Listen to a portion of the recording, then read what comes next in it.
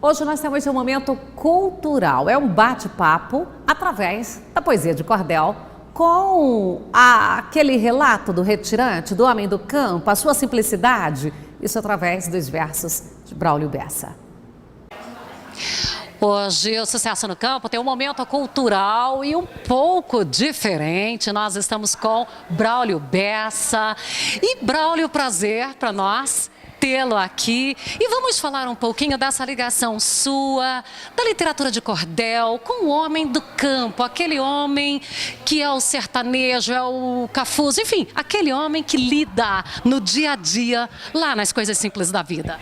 Olha, o cordel, ele tem esse papel muito presente, esse papel muito importante na vida do homem do campo, do sertanejo. Eu que sou do interior do Ceará, e o sertão nordestino, ele foi contado em forma de literatura de cordel. As suas histórias, seus causos, por ser um ambiente muito fértil de histórias, por isso que o cordel se popularizou tanto.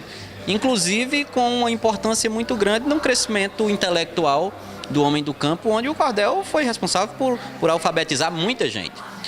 Muita gente se estimulou a aprender a ler no sertão nordestino para poder ler cordel, porque era muito bacana você ir para a feira, levava a literatura de cordel pro sítio e ia declamar, e aquilo dava até dinheiro. Então foi um estimulante e um grande professor do homem do campo também. Essa questão da leitura, eu cresci ouvindo meu pai lendo, embora o meu pai não tenha nenhum vínculo com o Nordeste, mas com essa literatura. Meu pai gostava de ler. Eu acho que isso aí é verdade, né? Acabou estimulando, e até naquela poesia musicada, a gente também tem muito dessa raiz. Sim, a cantoria de viola, ela é inspirada nisso, né?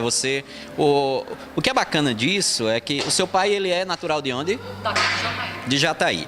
Então a gente é até um mito de que o cordel ele se limita ao Nordeste. E não. Cordel é uma modalidade poética mundial. Cordel veio para cá nos baús dos colonizadores. A palavra literatura de cordel vem justamente de Portugal, que cordel significava cordão, e era onde era exposto nas feiras os folhetos. Então a gente tem uma responsabilidade, quem é poeta e quem defende a literatura de cordel, de espalhar essa cultura nacionalmente. Quando eu tive a oportunidade de, na televisão, declamar poesia de cordel para milhões de pessoas, e não só para uma feira pequena numa cidade do interior do Ceará, isso foi um choque nas pessoas, porque muita gente parou, olhou e disse: opa, eu gosto disso aí, não sabia. Eu não sabia que existia, eu não sabia que cordel era isso. Que inclusive é um dos mitos que se acha que cordel só se pode falar do sertão, só se pode falar num linguajar matuto, e não. Cordel, eu considero a modalidade poética mais sofisticada que existe, porque ela tem uma dificuldade de ser construída de rimas métricas e inúmeras regras que dificultam muito a construção de uma poesia de cordel. Então, por isso que existem muitos e muitos mitos. Eu fico feliz quando você diz, por exemplo, que seu pai aqui em Jataí o que eu chamo de apologista da literatura de cordel. O cordel está vivo por causa de pessoas como seu pai. E essas leituras ocorriam lá em Rondônia. Então, alguém que é de Goiás, com uma literatura lá em Rondônia, sendo a literatura de cordel. Agora, para a gente trazer aqui, faz uma declamação para nós aqui, daquela que resgata esse homem do campo, que mostra esse sertanejo. Olha, tem um poema meu, tem um versinho, eu nem sei se eu lembro de cabeça aqui, faz muito tempo que eu não...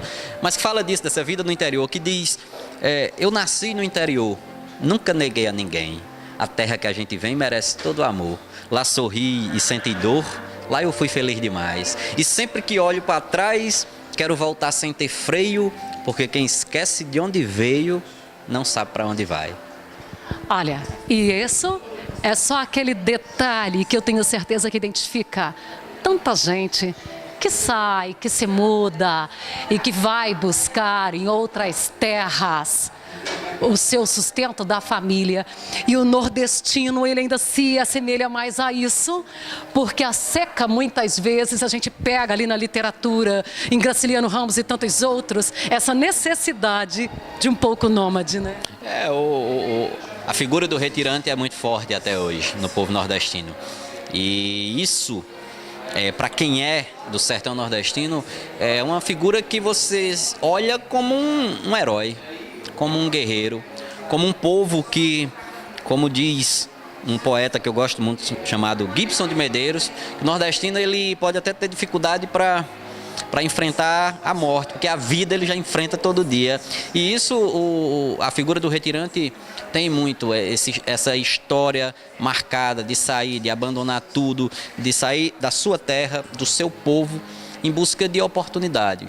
Eu acho que essa história social de dificuldade do povo nordestino foi o que forjou a ser um povo tão forte, tão valente e que é um exemplo para qualquer cidadão brasileiro. Sofremos muito preconceito, continuamos sofrendo, mas eu acredito muito numa grande maioria de pessoas do bem e que amam, não o nordestino, mas que amam o seu irmão, o semelhante. Essa é uma colocação muito bacana, é a necessidade de respeito com o próximo, independente de onde ele seja. E o retirante, quase todos nós somos um retirante em algum momento. Aquele lá em Rondônia que saiu de outras partes do Brasil e foi se instalar lá. Aquele do Sul que saiu e foi se instalar em Goiás, em Mato Grosso. E assim vai, o retirante está presente em todos os dias. E aqui nós agradecemos esse momento diferente hoje para o Sucesso no Campo. Um abraço, obrigada pela presença. Obrigado, eu quem agradeço, eu estou em casa, volto já. O valor da soja balcão ficou a R$ 58,00, o milho a R$ 25,00 e o sorgo a R$ 19,20. O valor do ATR acumulado